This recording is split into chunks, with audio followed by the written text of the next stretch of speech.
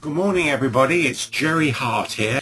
Plenty of things been going on in the last month, of course, and we're going to be covering all of these in the monthly tax webinar, where we take new material from legislation, revenue practice and guidelines, and there seems to be ever more material from that source, case law, from the tax advisor's desk. Let's start off with a topic that is very important at the moment: directors' loan accounts. Lots of publicity been on this.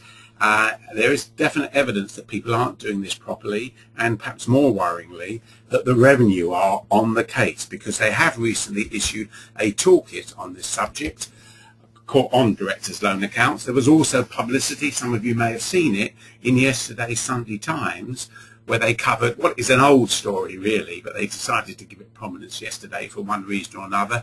This is Premiership footballers who typically have a contract to cover their salary and performance bonuses, win bonuses and all the rest. Obviously that's subject to tax. And they then form a limited company, normally offshore, to sell to the club their image rights. So they receive income from that, which is liable to corporation tax, although if it's an overseas footballer, there might be scope for avoiding even that. But the important point is, of course, that they don't draw funds from the company very often. If they did that by way of dividends or salary, then obviously there would be a tax burden at 50%. So what they do, generally, is if they need the money, which they seem to do, is that they take out a loan. So if, for example, they took a loan out of £100,000, then, of course, under the benefit in kind legislation, if they don't pay any interest at all on this loan, they pay tax on a benefit of the official rate of interest, which is 4% for the current tax year. So they would pay tax on £4,000 deemed income each year. 50% taxpayer, meaning a tax bill of £2,000, or if you like, 2% tax instead of 50% tax. Sounds very attractive, and that's what the Sunday Times were concentrating on.